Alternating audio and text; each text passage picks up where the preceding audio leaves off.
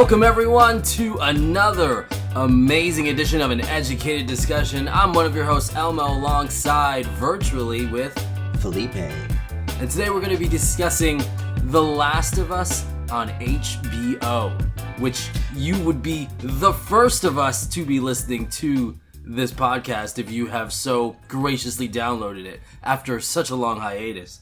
We're going to educatedly discuss the series. I have actually not heard your opinions because you take way too freaking long to watch a show. Me, on the other hand, would watch it the night it came out. How did you want to begin? We probably should have discussed this prior. Did you want to get into just like overall thoughts, what we didn't like, what we liked? Like, how do you want to start?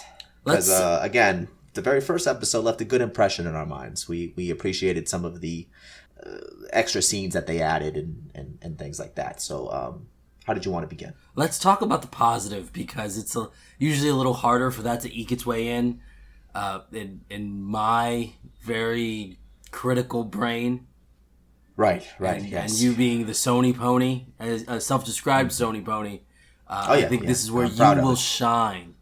Yeah, well, believe it or not, when it comes to the positivity, it's actually a much shorter discussion, not because the negatives outweigh the positives, but when it comes to the negatives, it could lead to a bigger, like a longer discussion. Yeah. But okay, if you want to start with the positives, I think we could just begin with the lead cast itself. Again, when we first watched it, we got a lot of Joel, a little sprinkle of Ellie towards the end there, and I remember us not being too sure on Ellie there. It just seemed a little, maybe it was taking it to an 11, just a little too much of what we know to be Ellie. So we can begin there. What did you, or not what did you think? I mean, to me, this is a positive. I really ended up liking Bella Ramsey as Ellie. She definitely grew on me as the series progressed. And as you kind of, got to see her nuance and her take on the character, I definitely got to, I really enjoy what she brought to the table and, appreciated some of the similarities with, Ashley Johnson's performance, but she kind of took it and made it her own thing. So, that's one of my positives. Did you feel the same? I tried to stay as far away from anything Last of Us in terms of the games as possible. By the way, are we going to hit spoilers on this? Oh, yeah. This is spoilers. Yeah. Are we going to avoid spoiling what a season 2 and 3 would become? No. We're going to talk about definitely Last of Us 2, and we don't have to keep things vague. We're going to spoil Last of Us 2, We're going to everybody. spoil Last of Us 2, okay. And I strongly suggest that if you haven't played Last of Us 2 and you have any semblance of caring, I probably would avoid this. But if you don't care, Tim, then you can go ahead and listen on. So when it comes to what you were saying of Ellie growing on you, I definitely felt at the beginning where it just came off like this was an Ellie cosplay. Mm-hmm. But as it progressed, I did find me enjoying her rendition of the character more. But I do think Pedro Pascal even more so made the role his own. Oh yeah, for sure. Yeah, that's why I wanted to start with Ellie, which was ultimately good, and my fears were a little settled, and a lot of the internet's fears were settled too after seeing her performance. A lot of hate going in, like we mentioned in episode 1, but a lot of those people's mouths were shut after this performance. But yes, definitely Pedro. I did like a lot of the extra nuance that he brought. I mean, he was a lot more of a sympathetic Joel, a lot more emotional. He had a lot more flaws, which, makes him a little bit more human and not like a superhero character. Like you could tell his age, or at least, how he was acting. He was definitely not as, he wasn't crouching on his knees the whole time like you are in Last of Us right. in the game. But, yeah, I mean, it was neat that they added his hearing was messed up, and when he was recovering from that, when he was like stabbed or impaled, yeah. It wasn't, he didn't bounce back as easily as he did in the game. He was struggling a bit there. So like I said, he just felt more real. Anything specifically that you enjoyed about his take? I guess this is where we get into a little bit of the Last of Us spoilers for the sequel. Mm-hmm. I will try to just word it a little differently. I feel bad, but there is a point with Joel playing his favorite sport. If you know what I'm referring to, Felipe. And the internet was very upset. Me, not as much about that moment. But this rendition of Joel, I felt like, oh, when that moment happens, it will hit me more than the video game version. Really? So I guess I kind of forgot. So you were never like a big like Joel fan, right? Is that what it was? I mean, I never despised him, but I definitely wasn't like, oh, this is the greatest protagonist of all time. Okay. According to, we're trying to avoid negative here, but according to the Inside The Last of Us post credits little section of the final episode, did you see that at all? No, I actually didn't watch any of the Inside Last of Us things because I would be afraid if they would be spoiling what happens next week, and I just want to come in with a clean slate each time. I only saw the one for the last episode. Okay. And when they, one of the last words you hear is, Neil Druckmann is a genius, and something on the lines of, this is the greatest story ever told within video games. And that's not my opinion. So, just again, my love for Joel was not as strong as probably yours and other people's, as the internet showed its hand back in like 2020, I believe.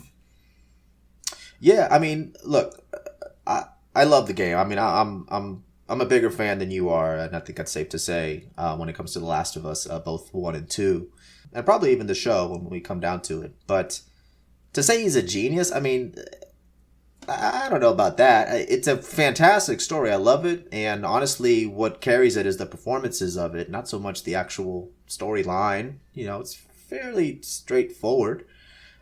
You know, I've seen it before, but I do love the way it was all put together. And again, you know, Troy Baker and Ashley Johnson's performances just really made that game extra special. But yeah. So I think what you're trying to say is, Joel, you like him more in the show. You like Pedro's version versus that might just be the Troy's. Mandalorian fan in me, or the what's that? I always forget the name of that movie. The Business Kingsman? Club, Kingsman. The Business Cloud. No, All right. Business Club. Oh, Business Club. Okay. What's it? The Oberyn. Come on, of course. I thought that, you know. Anyway, what is it called again? The Kingsman, right? Kingsman. No, Yes. No, I brought that one up because that was just a sillier role of his. But probably some of that's bleeding in. But I think they had some moments that I was surprised you didn't get more of. But like when he was having his like anxiety issues. Yeah, that was neat. Like I said, he was a little more flawed in this, not as indestructible as he was in the games. Yeah. He had a lot of issues. The talk about how I don't know. Ellie mentioned he had a scar, and I never noticed this scar. But he talked about how he attempted suicide. Yeah. Was that in the game at all? No, I don't remember that. And if it was, I feel like no. You know what? I feel like that wasn't in it. Okay, so I didn't think so. So little touches like that, I think, did a lot for the humanization of Joel. Yeah. With which, you know, there was only 9 episodes, which is honestly, this felt like a quick show, like to go through. Yeah, it will be in my negatives section. Okay, yeah, okay, we'll talk about that later. But the fact that they were able to make me better appreciate the character of Joel within that tight window is kudos to them, and kudos to the acting and everyone else involved in that production. Yeah, for sure. Yeah, Tommy did pretty good too. I really liked his take. Really kind of fit in with Joel. The accent seemed to go away at some point, but it kind of threw itself in. I don't know. I felt like episode 1's accent was a little stronger. Yeah, for sure. Anyway, but that applies to Joel as well. It would come and go. Oh no, that's who I'm referencing. Yeah. Anyway, you know what? 20 years living in whatever city. You lose the accent. It happens. You lose. It happens in JoJo's He ain't Bizarre living in Adventure. Texas. He living in Boston. Another positive that I think is worth pointing out is the character of Bill by that's his name, Nick Offerman's character. Mm-hmm. That was, in my opinion, the best episode of that 9-episode run. Oh yeah, I mean there was like an extra level of care put into that episode. Like, I mean this actually like in a positive way. But this was Emmy bait. Like, there's those movies called Oscar baits, where they like get into political issues, but they treat it with respect and all that. And sometimes that could be seen as a negative thing. But I did like that the changes that they made specific to the storyline, mostly like toward like the actual ending of it. Because if you remember in the games, that ending wasn't as happy as they made it here. They expanded on it a ton, and in my opinion made it better. Yes, I will say there was one change I would have preferred that they made, but we can get into that later. But no, let's do it now because I feel like we'll forget. Oh, okay. For me, although I enjoyed the the whole like let's again, because in the game Frank and Bill hated each other towards the end, to the point where what's his face? Frank like kills himself. I think he was bit, but like he like hung himself and then like left a terrible note for Bill. And as Joel, you can find it and read it, and it's not nice. So it wasn't as nice of an ending. But in the show, it was much sweeter and much more heartfelt. They still showed scenes of them bickering and stuff, but and I thought that's the route they were going to go. But eventually they changed it and they made it much more happy and whatever towards the end. Like, oh, I'm going to kill myself with you. So there was still suicide, but like it was them together and stuff. To me, the change I would have preferred would be that on Frank's last day, like Frank's still like alive when Joel and Ellie get to town. And Bill's like, reluctant to help or whatever. And it would have been cool if Frank was like, no, go help him get this battery, help them with their stuff, do this thing for me. I'll chill out here or whatever. And then have them, meet, because I really wanted to see Pedro and Nick Offerman, interact more, because I really like both of their performances. Yeah, just not enough. And I was curious to see how Bella would react to Bill as well. So I would have preferred that they did have the scene similar to how they played in the game. I did miss the fact that they didn't go to the school. I was kind of hoping to see Bella Ramsey's take on like a school would be like a real school. And then to see that bloater in the gym and everything. Like I was sad that wasn't in it. So to me, it would have been cool if they got to do that, right? And then shortly after, like Pedro and Ellie are on their way, that's when the dinner happens and, when they do the suicide or whatever. But bless you. Even though that didn't happen, you're welcome. It was still cool that they did it the way they did, and with the note being left and saying, "Oh, take care of Tess for me," that kind of hit because there was that pause, when Ellie was reading it. So they still did cool with what they did, but I would have personally preferred to see some of the scenes that I really liked in the game, and I think it still would have worked pretty well. But that's just me. But fantastic episode. I could see how you could make those changes work. You would obviously have to change a lot, I think, in the long run with that. And then I don't know how you do their ending, but both paths would the one they did and yours, I'm sure it would have gone really well. Mm-hmm. So that was a scene that they definitely expanded on. I mean, that was a whole episode dedicated to it for the most part. I did enjoy the dedicated episode for Riley as well. For the Left Behind. They even named it. They named it the same as the DLC. Yeah, so that was cool. I definitely like that. I mean, Riley was great. I actually really like that actress. She's really good in Euphoria, and apparently she's got a good movie out. Forgot what it's called, like Wanting or no, Searching or something. But anyways, I really like her performance, and they did really good with that. I love all the extra scenes that we got more of in the beginning of the series. Like with the doctors initially finding the outbreak and operating and all that. That was all cool. And like, just that, I forgot what country it was set in, but like Taiwan or whatever. I think it was seemed like an Indian country. Yeah. Whatever it was. Somewhere in Asia. Just to have that lady like be so shocked and then just suddenly say like bomb, like we got a bomb. Like that's the only solution. Like that was scary, man. Like the way they shot that was perfect. And I was honestly hoping to see more of those scenes before the outbreak. We got to see a couple of things, like Bill before the outbreak, and then like or like during the initial part, and then like I was happy to see a little bit of Ellie in Fedra school, at the Left Behind episode. So I was hoping to see more of that. Still, I enjoyed the scenes they did provide. Anything else you liked? Yeah, something else positive. Mm-hmm. Turning anything video game into a different media form. You always kind of look at it cautiously.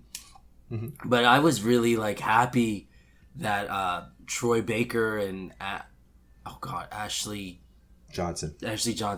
I was mixing her. I was going to say Ashley Bailey, who I believe Laura Bailey was in an episode as well. Yeah, she was at the end. She was one of the nurses. But such like a wonderful use of especially Ashley Johnson. Oh man, the full circle moment. Like, come on, man. It was odd to hear Ellie giving birth to Ellie because I could hear it in the voice. Yeah, that is not a voice she puts on. That is just her voice. I'm sure there's something in there, but Troy Baker, played a very different character. Yeah, nah, he did great too, though. I wouldn't mind seeing them more in like more shows. Like, yeah, he did. He didn't usually things like that. Like I remember on the Uncharted movie, there's a Nolan North moment. That's even my sister who has not played the game. She saw that and was like, "That's something, right?" And I was like, "Yeah, that's the actual voice actor for Nathan Drake." But in this one, they didn't call attention to it in that same way, and it felt more. No. It blended more seamlessly, and it made me really appreciate. Yeah, I really appreciated it. Yeah, did you know that Tommy's voice actor was in it too? Oh, I did not. Yeah, so the actual guy that did Tommy's voice actor, he was the dude with the beard that was working for Kathleen. Yeah, that was him. That was cool. I was like, he got a lot of time. And then obviously, I think we might have mentioned this in the first episode, Marlene. But Marlene, playing the exact same character, so that was neat. And then, of course, like we mentioned, Laura Bailey at the end there. But to my knowledge, I think that was everybody. There could have been more, but Laura Bailey was definitely like, I didn't catch it. The other ones I caught. Oh, yeah. Other than Tommy. It wasn't as obvious because she had the mask on and everything, But anyways. But yeah, that was awesome. I think we mentioned this in the first episode. I like this version of Tess better than in the game. She just seemed... I don't know. I never really liked her that much in the game, but there was more to her than this, so I did enjoy that. And then of course, I'm a sucker for like the shot remakes of scenes that they did. Like specifically like the one of them in like the truck while she's looking at like the porno magazine and all that. Like, it was great. And then like my favorite part was like after each episode airs, like you go on like Twitter or social media or whatever, and you see like the scenes like next to each other. Oh, okay. Or sometimes they're so good. I gotta send you some. But they show like scenes that are like interstitialed in. Like they show a scene from the game and it leads directly into a response from the show, and it just works perfect. Like some of those scenes are just incredibly faithful, but again, there's still nuance to the performances, so it is neat to see. So I was a big fan of all those. Pretty much shot for shot scenes in the show. The fact that I didn't pick up on that, I think speaks to how well it was originally created in the original game, and also just like with the Troy Baker usage and Ashley Johnson, like just really respectful. And I just hearing that from you now makes me even more appreciate what they were able to do.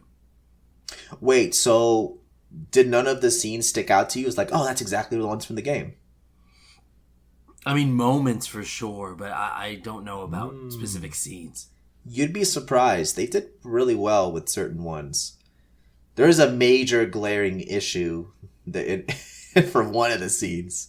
A specific favorite line of mine that was not said, and I was upset. But besides, we'll get to that later. Very faithfully placing ladders down, boosting people up, and placing ladders. Did that happen? I mean, I know towards the end, in the that last one episode, it happens. Yeah. Oh, okay. Yes. And I was like, okay, we're doing. Okay, I get it. That felt like one of the sillier ones. That specific scene, that's how it played out. You know, you had to give Joel a second to catch to Ellie while she was running, looking at whatever she was looking at, which ended up being the giraffe. Yeah. I don't know how she saw it. I don't know. That scene was a little weird because like she's like, oh my gosh. And then runs up like 4 flights of stairs. I'm like, how did you see it? I don't know. I'm sure there was a window or something. Giraffes are tall. That's true. And maybe they were in a basement. The Fedra school teaches you a lot about giraffes. Yeah. You pick that out from a mile away. All right, cool. There were some other things that weren't necessarily good or bad. Just some changes that were kind of like, to me, unnecessary, but they were there and they still worked. Like for example, like Henry being mute. Like that wasn't a thing in the games, but it's worked fine. I mean, I don't think it really added anything to the story. Maybe just made the. I think he was deaf because he was able to laugh. Oh, okay. I'm never good with those. The difference, but regardless, he was speaking with writing, and that was not a thing in the game. But it still worked in this, and you know, it made for the scene of them like talking to each other in the bed in the night when he reveals he was bit. Yeah, I feel like maybe it made that scene a little more impactful that way. So I guess that kind of worked, but I don't think that was necessary. Let's see, I had some other changes. Oh, yes. There was no dam in this, but we got to see a very faithful look into Jackson, which we don't really see until I feel like Last of Us Part 2. There was a dam. Oh, we got to see it, but it didn't take in the game, you actually go inside the dam and help, you help, Joel's brother, Tommy. You help Tommy with whatever issue, to get the plant running or something. Gotcha. But in this, instead, you just go to Jackson. And we get a little sneak peek look at Dina there, hiding. I saw her. I did not. Talking about? Oh, was that girl that was looking, and Ellie's like, yo, what that? Oh, I forgot what she said. Some expletives that I'm not going to say on this podcast. Oh, I didn't get it. Okay. That was Dina. And then one of the interstitials that I mentioned, that after the show comes out, there was a scene in Last of Us 2 where when Ellie and Dina are riding on a horse, and she's like, "Do you remember when you first came to Jackson?" And they were like, "Yeah, you were there in the food hall and you were eating and like you yelled at me or something." And I'm like, that just happened on the show. So that was cool. So I'm really happy that they did that. And so that was.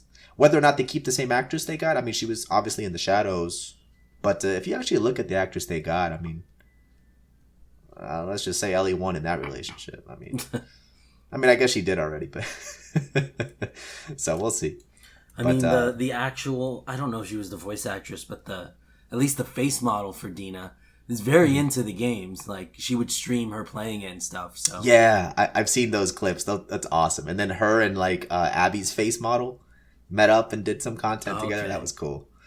But anyways, so yeah, some unnecessary changes, but it was still neat. I mean, come on, Jackson, that hall there with the lights, like the food court. I'm like, that E3 moment. Yeah, the E3 stage that they took 7 minutes to transfer the people from. Yeah, so that was cool. All right then, so I'm sure there's more positives there, and I'm sure we can bring it up later. But do you want to get the ball rolling here with our critiques? You can start. All right, I had to take a drink there. All right, of water, guys. I'm not Okay. So I have a paragraph written here. I don't know how well this is going to be conversationally, but feel free to interject. I'll grunt, at least. Okay. So overall, something we hinted at earlier, in regards to the majority of the episodes and the series in general, bottom line, too short. All right.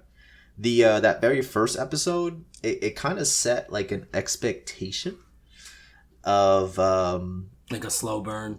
Yeah, like that, like ultimately like wasn't met with like the rest. Like it had an extra long runtime, you know, and it gave a lot of context and some meat to certain well-known scenes of the game. I mean, that opening is iconic, you know, and you definitely got to see that flesh out and added a lot more to it. So that was great, something we really liked a lot in that first episode that we reviewed.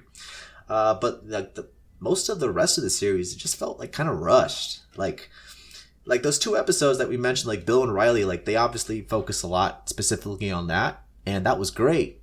You know, it added a lot of context to those scenes, but because of the short runtime of all the other episodes, it just felt like too much time was then dedicated to that, which kind of took away from those episodes. Because it's like, I want to get back to the main narrative. Like, not that I want to, but it's like knowing that the episodes are so short, it's like, oh man, this is really good, but there's a lot to hit here left, you know, with Joel and Ellie, and you're giving a lot of time to Bill and Frank and a lot of time to Riley and Ellie, and it's just like, you really got to get back because there's a lot to story here to tell, and the whole series, I was just constantly worried about them not having enough time to like hit the scenes that I really wanted to see.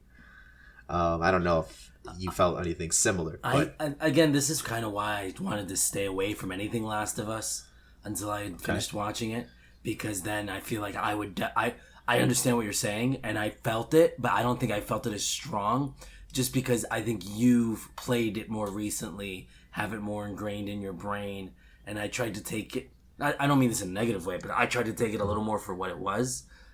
But right. I was just better able to because I'm more removed from it than you. Well, when was the last time you played the first? When did that game come out? 2013? Probably 2015. Dang. Okay. The last time I played it was shortly before Last of Us Part 2. And I do want to buy the remake. But not at $70. Yeah. I ain't that rich, so I'm gonna wait for a good sale on that. Drop it down to 30. You're gonna be waiting a while. Yeah, I know. Especially now that this show is doing so well. Yeah. But which is a positive. I guess that's one quick positive we can do. I'm very happy this show is doing as great as it is, because it's like, come on, it's about time a video game property gets some loving and treated with respect. So I'm very happy that it's breaking like crazy records on HBO, so very thrilled for that. But anyways, cutting back. So yeah, I guess again for me, yeah, I played that game multiple times. Like I beat that game at least 4 times. I want to say more, but just to be safe, 4. So I know the beats, and they definitely like I noticed when they like, oh, this isn't supposed to be during winter time, but I guess here's how they combined it. I see what they did here to save time, but it's like, I wish we didn't have to do that to save time. I mean, even like that last episode was 41 minutes or 42 minutes. Make that an hour and a half. Like the first episode. I definitely do agree in that the stark contrast between like episode 6 Joel to 9 Joel. I'm definitely like, dude, you want to play Boggle with her now? Like, sorry, my voice isn't 100% here, but like, it didn't have as much of a slow burn as it needed, because it definitely felt like, okay, dude, you're trying too hard, man. You know, you gotta. I'm trying to find a good expression that's not weird here, but you're her, you know, adopted father at this point. Yeah, and you know, you don't jump into Boggle right away unless you're desperate. But I got the feeling that they was trying to show like just how close that relationship was, but they were also trying to sell the whole Ellie's, you know, nervous about what's coming up. It was too much going on at once. Yeah, I was curious how the audience would react that really doesn't get a chance to know how it's really supposed to work. You know, I was curious if they felt that rushed too, or that it was rushed as well. But okay. So good. Now, I'm glad that where did the we're in series agreeance. take place? All of the U.S. In the I U.S.? think it started. So not Russia. It started in Boston. No. Oh, so then why are they Russian? Anyways. Oh, you know what? As an Ellie fan, you would think you would appreciate some wordplay. Just because she reads that book doesn't mean those jokes were funny. It was Pedro's very genuine reaction to the diarrhea joke. That was good. Runs in your genes. Anyways, all right then. So yeah, we can agree that the just too rushed and too quick of a series. We needed some more episodes. If they're going to be that short, we need more episodes. Yeah. I would say do the Netflix thing. Give me 13 if they're going to be that short. Not 9. But anyways, so let's go back to the most glaring omission from this series, and that is the I'm gonna try here. Ellie, you walking on mighty thin ice. That wasn't here. Like, they didn't even walk on ice. There was no ice. There was There's snow. a lot of ice again. There was snow. Nah, man. The scene was done great, but I don't like the context of it because in the game, Ellie is she overhears Joel like she does in this, but she overhears Joel talking to Tommy like, "Oh, I'm a leave her here. Or, you got this, whatever." And then she like takes the horse and runs off. And I guess for gameplay purposes that makes sense because you got to chase her and then deal with some dudes in the woods, and then you eventually find her. So there's like more of a panic with Joel trying to find Ellie. And then he eventually finds her in some house, and that's when. And then that scene was almost exactly the same, with the exception of that line. Mm-hmm. Everything else is there, except for that. So all he says is when she brings up Sarah during that scene, and that's when he's like, "Hey, you're walking on mighty thin ice. You're like careful with what you're about to say." She says the same thing, and then he's like, "Don't." It's like that's one line. The other side, there was a whole sentence. But. So that was, again, a very near and dear scene to me. But with the exception of that line, the rest of it was perfect. But I was just like, come on, man. Just throw in that line. No bricks or bottles were thrown. Yeah, I was expecting this is a 2 out of 10 series. At some point. There was no shivs.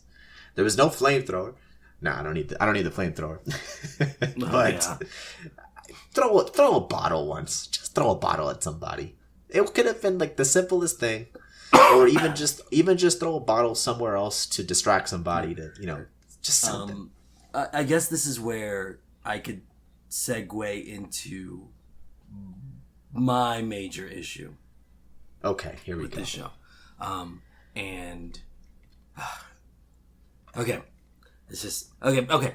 First of all, I'm a little apprehensive to even bring this up because I feel like it makes me sound like a bad person to certain people. But I'm just and maybe I'm building this up too much. But to a lot of people, the conundrum Joel goes through of, do I let the world, in quotes, be saved, or do I go and get Ellie? To a lot of people, that is a very easy decision. It is, no, that is my daughter. I would do anything for her. I would kill dozens of people to protect her. And for me, I'm trying to think about the idea of actually like shooting people, and that does not seem like something I could do easily to begin with. And then you have the context from the game that like, hey, Ellie was aware that she got to hear what was going on, at least. In terms of like going into surgery, I don't know how much she knew about her. Could you confirm that for me or not? Did she know she didn't know she was going to die, right? No, this was never told to her. But there is a better like conversation. They don't immediately throw her into surgery without her knowing. In the game.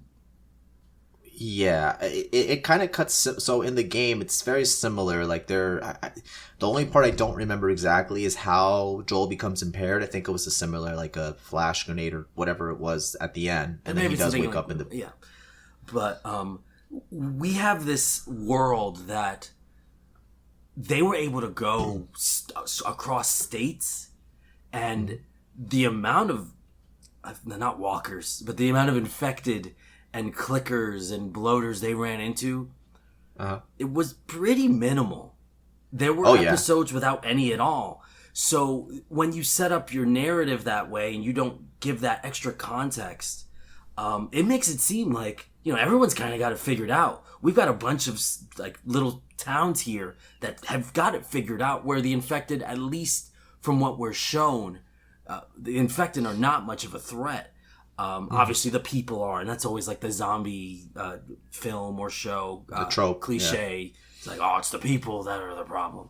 But you've got a society that seems to have figured out the walker problem. I'm going to say the clicker problem. Other than this, remind me about the tunnels. We need to talk about the tunnels. But okay, but clickers, not as much of a threat as they are in the game. They never get run up on when they're like doing their night watches.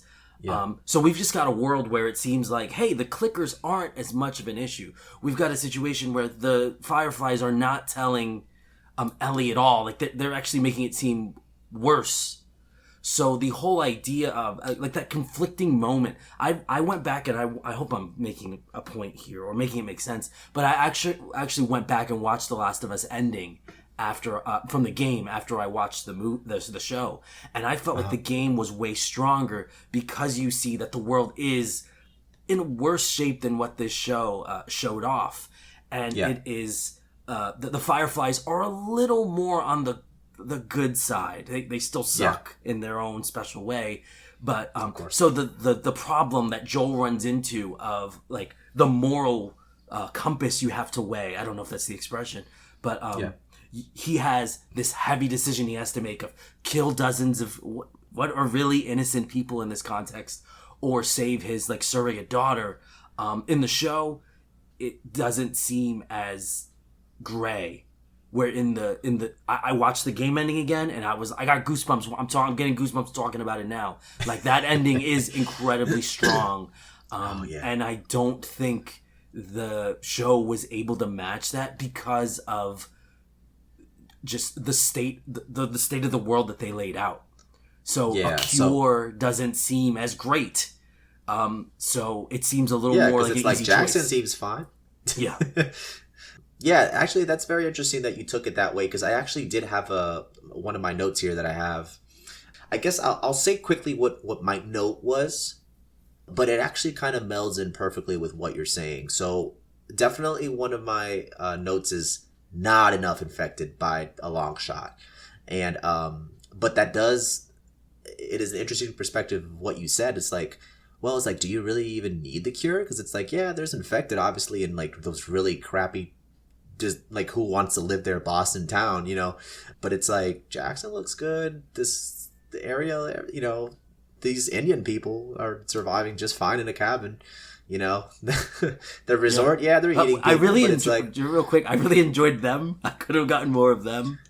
Okay, that was another thing. I enjoyed them, but it's like, this isn't part of the game. We only have 40 minutes this episode. We need to move on. So I can see why you'd be like, okay, we're running. Okay, yeah, I can see. But from there. But continue on. Yeah, so like adding to what you said. So here's what I wrote. And I said this earlier, but it's like Joel was more sympathetic this time around. And while I personally like that approach more, I was curious if it takes away from the intention of what his final decision is meant to make you feel. So when I took that approach, it's like, oh, Joel was a little more nice. He clearly has a soft side. His anxiety and everything with what happened with Sarah is still affecting him. So to me, it's like this choice of him all of a sudden is like, no, I ain't gonna let that happen again. I'm gonna do what I can to protect this girl. And like you said, how it ties into like, do we really need a cure? Like, I mean, I know we do, but it's like, it's not that, like the stakes aren't as high because they didn't show him so much this season. Mm-hmm. So I wonder, how the audience who isn't aware of how bad things really are, because you're not playing and killing all these clickers and trying to survive and all that. Like, I wonder how they felt. I feel like the decision or like the divide between like, oh, Joel shouldn't have done that versus oh, that's warranted because yeah, I'll kill anybody to whatever. Like I feel like a lot of people are now going to be on the, oh yeah, that's an obvious choice versus the people that wouldn't be on that side. And I think it is, yeah, a lot of that probably does have to do with what you said. Like they didn't really show it how bad the world actually is. Like they showed a lot of emptiness, but it's like the lack of clickers and the lack of infected people in general, even just the lack of fungus, like you know, in general, like the whole stepping on the one piece. Yeah, and they're all connected. Yeah, that never comes up again. It makes me kind of think like, hey, maybe they should have kept the whole spores and gas mask thing because then it's implied like, oh, even breathing is a problem to make that more of like a morally gray decision. Which comes in a cool scene, I think personally, in Last of Us Part 2, when one of the girls that Ellie's after, that's a friend of Abby's, like they both fall into a pit where there's a whole bunch of spores and it's like, oh, they're doomed. But then Ellie like takes off her mask. Oh, and you're like, that was like a cool scene. And now that's not going to be a thing. I'm sure they'll find a way. They'll find a way, but yeah, they'll find a way. But that is a strong moment. Yeah, that was one of the negatives I wrote down here. Like, they didn't really explore the connected herd enough like they did that second episode or second or third. And like you said, it just never really comes back up again. Like, yeah, the herd thing during that one episode and the Sam and Henry episode, like when they all come out, I guess they're all hurting, but you don't really see the whole like they're all connected thing. And then like the whole spread of how the virus spreads this time through like that weird like kiss with like Tess. Yeah, like the tendrils. Yeah, the tendrils going in. And I read a little bit about it. I don't know if I fully remember exactly the explanation was, but it's like, oh, they're trying to get this spread, and only if you resist do you become hostile. And because Tess was just standing there, the tendrils were just like, they just kind of accepted into her body, and then she was slowly starting to convert. So if you just stand there and let yourself get infected, that things won't actually hurt you. And I don't know how I feel about that. That's but new to me. It's like if you're, oh, you didn't know that? No. Oh, okay. Yeah, that's why it happened. Like they sensed that she was no threat, like she wasn't resisting or whatever. And that's why it just the nasty kiss thing happened. But yeah. But again, I don't know how I personally feel about that. But if you're gonna commit, then commit. Do it again, or try maybe find a way to explain that later on. And they just never bring it up. So, but hey, if we had another 4 episodes, could have been brought up. Even two. Yeah. Okay, I want to mention this tunnel thing real quick. Maybe you could salvage it for me. Okay. So Henry, that's the older one's name, the older brother. Sam, I believe is his name. So that's bad if I got that wrong. So the older brother, he mentions like, I got this great plan. The tunnels it was running with infected. We're gonna go through there. And Joel's like, what? And he's like, don't worry. There was this secret operation that no one knows about, that they cleared all the infected. I'm like, how secret could that have been? That would probably be a large scale, task. And then when they go down into the tunnels, there's no like remains or anything like that. Some sort of operation on that scale would have even happened. So the whole time, when they were going through the tunnels, I'm like, this doesn't make sense. I think it's dumb. The way I took that was there was clearly, similar to the games, there was clearly a community that was living there. And I'm sure that whatever operation that was done happened prior to them living in there. So if they're going to be living in there, you're going to want to clean up. So to me, that's how I took that scene. There was a community of people that eventually moved down there after it was cleared out, as you can see with the school. But it was a secret. Well, they were living down there in secret. I don't know. But then where did they go now? Where are they now? They ain't playing soccer against the wall. In the game, you'll find out. They had a small, I don't know if you saw the small reference there to Ish on the wall, like they had in the game. I don't know if you remember Ish at all, but no. Okay, of course. It was like a really cool storyline they had that was only told through notes that you would pick up, and it was like a whole story about some person landing and joining that community, and then anyways, it was cool. They just had like a little reference to him there, but that's the way I took it. So I don't know. I don't think that salvaged it for you, but that's the way I interpreted that. But I agree, they didn't really do a real good job there of explaining it. I would have loved to have seen like a scene where they're walking through, where they notice some clickers at a distance, but like they're still kind of safe where they're at. That would imply they exist, and they seemed to be averse to that for a while. And then I would argue the moment when they do show up, because someone listening to this might be like, well, they show up at the end of that episode and it's insane, it's a madhouse. But it's a madhouse to such a degree, like when all of those clickers and the bloater comes out, it's like, and he's just a really good sniper. Oh yeah. I don't remember how it is in the game, but like it was to the point where I'm like, okay, Ellie, you wouldn't have made it through this. Like you're doing a lot of like maneuvering and last second decision making that it just came off like I'm watching like a Marvel thing now. Yeah, it did seem like a little too extra for that scene. Yeah. I was happy because it's like, finally, some clickers, let's go. Years of bloater, finally. But it did seem a little extra and unnecessary. Much like that villain, Kathleen. Kathleen, yeah.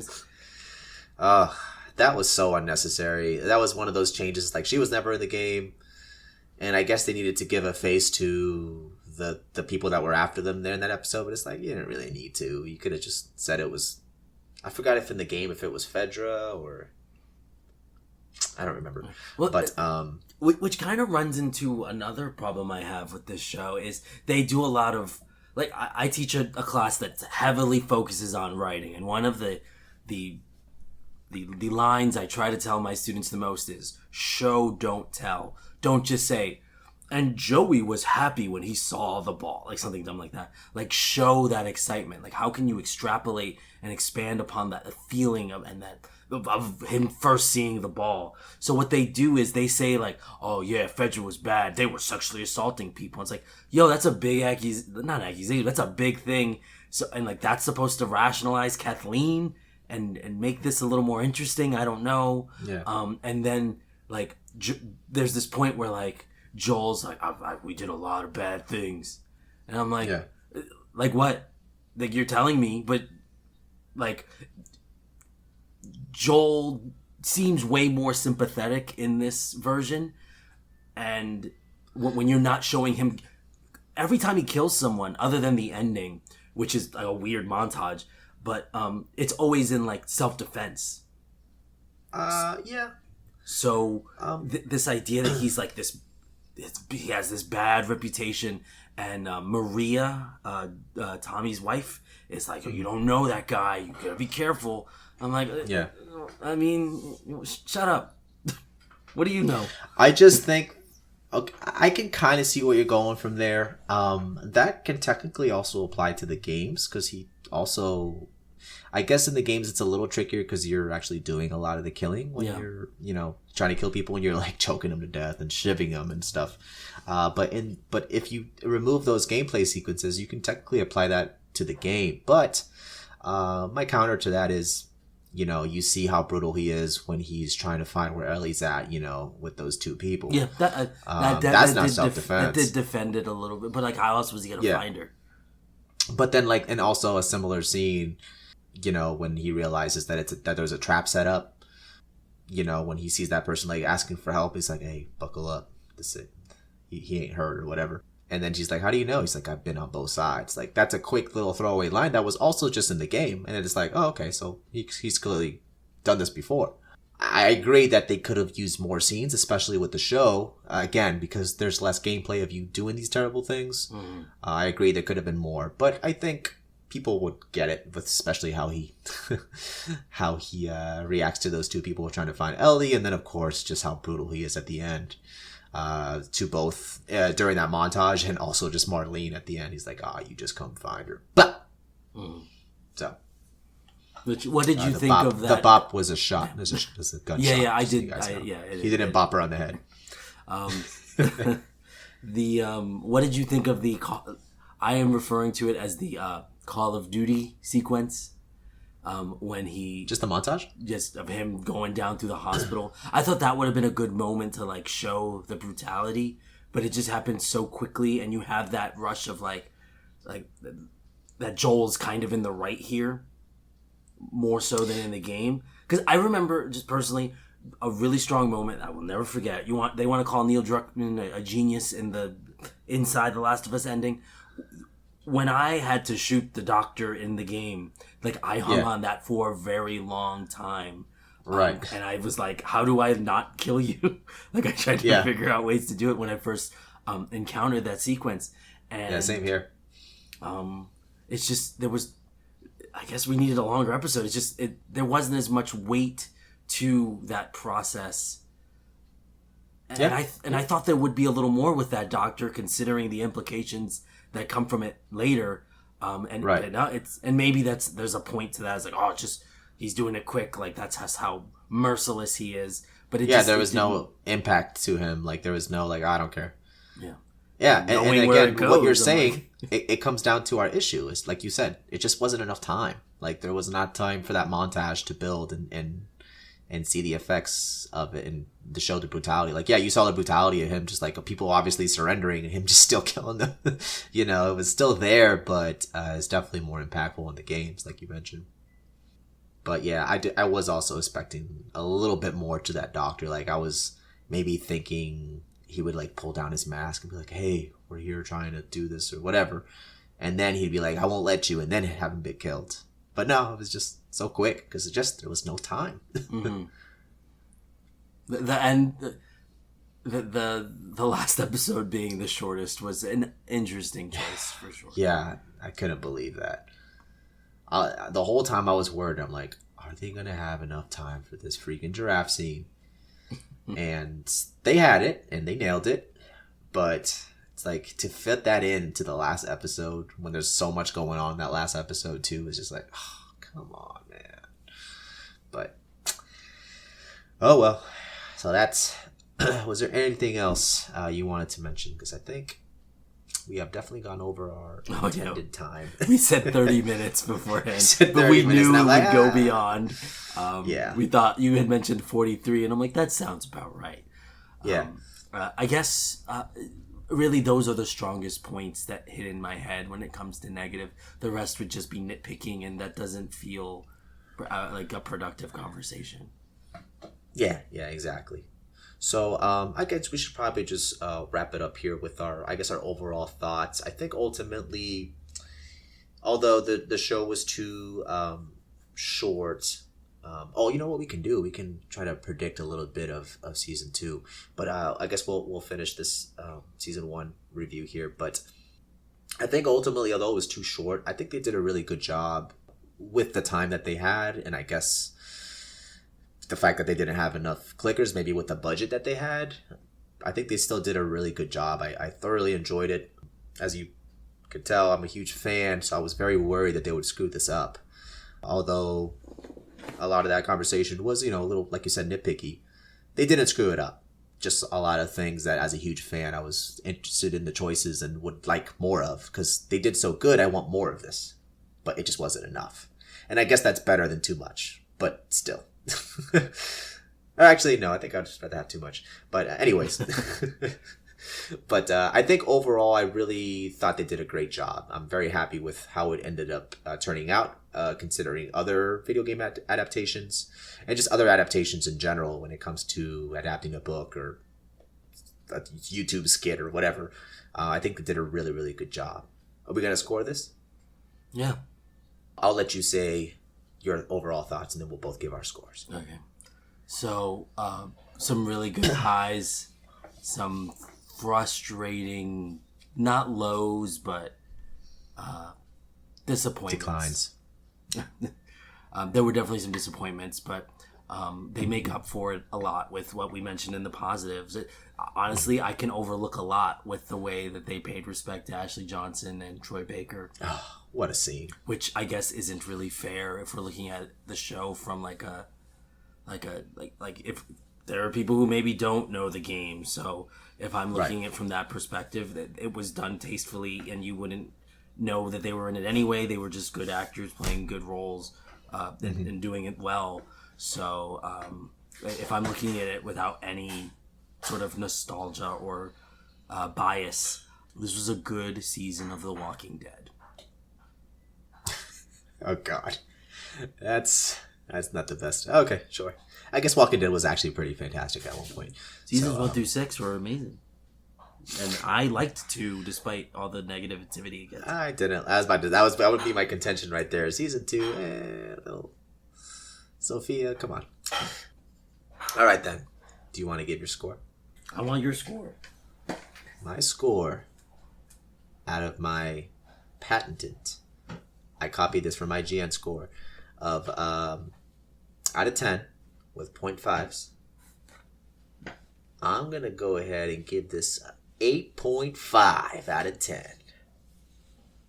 This is a great series of television. Close to amazing, but not quite there. Now, folks, you might have heard that bit of nonsense regarding review scale that Felipe goes by, that many people really like. So who am I to judge? I prefer a 1 through 5 scale, and you'll find that it's probably pretty similar. I would give this a 4 out of 5. Ooh wee! And we usually don't agree. I know. And so this is as close as it's ever been. Who'd have thought? Awesome. I'm very happy to hear you ended up in a similar vein to me in the end. Great. Now, do you want to speculate really real fast on season 2/3? Okay. Do you think they're going to do it the same way they did the game, where they have a whole sequence dedicated to you as Ellie, and then it transitioning into playing as Abby? Or not playing, seeing Abby's perspective? Saying, or do you season 2 is the Ellie season and season 3 is the Abby one? So here's what I think they should do. If it was me, you start out the first episode, however you want to start. You see where everyone is now, Jackson, all that, Ellie, Joel's, the whole thing at the the whole dancing, setting up Dina as a character, Jesse, all that stuff, right? Episode 2, Joel gets the axe. All right? And I think that if HBO is smart, like what Disney Plus does sometimes, they release 2 episodes at once to get people talking. You know what I'm saying? Mm-hmm. Get that controversy out there and out of the way. And then you continue on the season with Ellie doing everything, trying to get revenge, all that stuff. I don't think you end the season and then wait and then come back and all of a sudden Abby starts. I think that in the same season, you get a little bit of what Abby's doing. And either it's a longer season, it's like a 16 episode kind of deal, and you see a lot of Ellie stuff, and then you see the transition happen to Abby stuff, and you go back in time. And then it ends in the theater.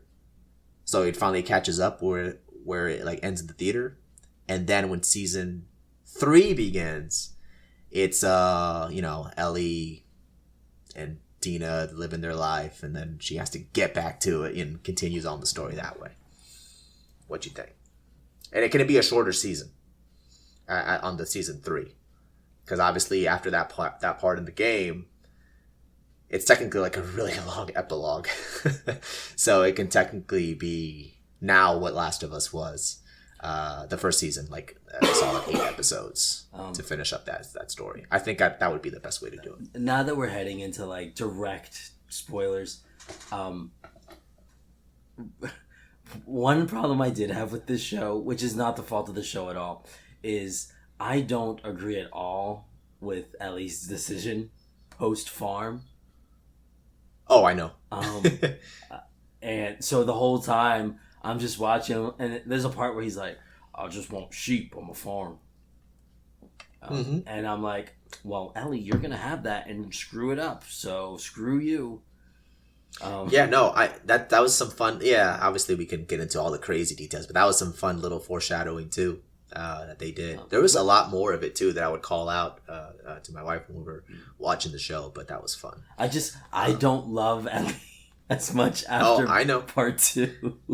I know. Anyway, I actually have a very different direction as to how I would produce these final two seasons. What you got for me? So, and I'm just bear with me. Okay. Last of Us 2 features a lot of flashbacks. You also have a Bella Ramsey playing Ellie, who I don't know exactly how they're gonna make her look that much older. Okay. So, I have some okay. Suggestions, but go ahead. Sorry. So, what I would do, season 2 goes through the adolescence of Abby and Ellie. And you end season 2 with golf. That way you allow whoever's playing Abby to really get shredded for season 3. And you make use of your Pedro Pascal. I think once you lose him, you are... we're going to run into the same problem that maybe they could fix with the internet getting upset with their Joel getting taken away from them. Give them more Joel. Have him go through the whole season. Because if you take him away early, I think you also lose a lot of the audience. Because Pedro Pascal, being as famous as he is at this point, he's a draw for this show. And having him not make it past a second episode is just not what I would do. I could see that. I could see that being a thing, but at the same time, the way the game solved that issue was to have those flashbacks, so you still get some Joel even after his demise. So I would hope that Druckmann, being the genius as he is, as in you quotes said, and Craig Mazin, the other person helping, I hope that they were smart enough to film all these scenes at the same time that they filmed this season. With Bella being as young as she is, because technically during those scenes she's a little older than she is. And I mean, the girl's 19. I don't know how much aging she's gonna do at this point. Well, here's the thing. So when they filmed this a couple years back, this might sound a little weird with the direction I'm taking it, but I think it helps. She raps, Bella Ramsey. She raps her chest. Huh? I thought you meant she was like spitting bars. I was wondering how this is gonna relate. Yeah, she got lessons from T.I. No, she raps her. I really thought you were talking about her doing like freestyles. No. She raps her chest to hide her her breast. Obviously. I got you. To fit the child thing, and obviously she wore like more baggy clothes as Ellie and stuff. So, if you've seen Bella Ramsey recently, she has sprouted, I guess. Not that might sound weird, but like I meant like height wise, and she's actually a more skinny, lankier person, kind of like how Ellie is. And technically, if she wants to commit to the role, you don't have to. But if she loses weight, and I don't mean that in a bad way, but I mean if she gets kind of apocalypse skinny, like how Ellie actually is, and she cuts her hair, do a little makeup, I think she'll pull it off, because she is Ellie's age currently. And when they filmed this a couple years back, obviously she was, of course, younger, but with the extra additions that I think they made her try to look younger than she actually was in the show. So I think they'll do fine by the time they actually start filming, which, if I'm not mistaken, is sometime later this year or early next year is when they start filming part 2. How do you handle Abby's physical transformation? I would again hope. Like,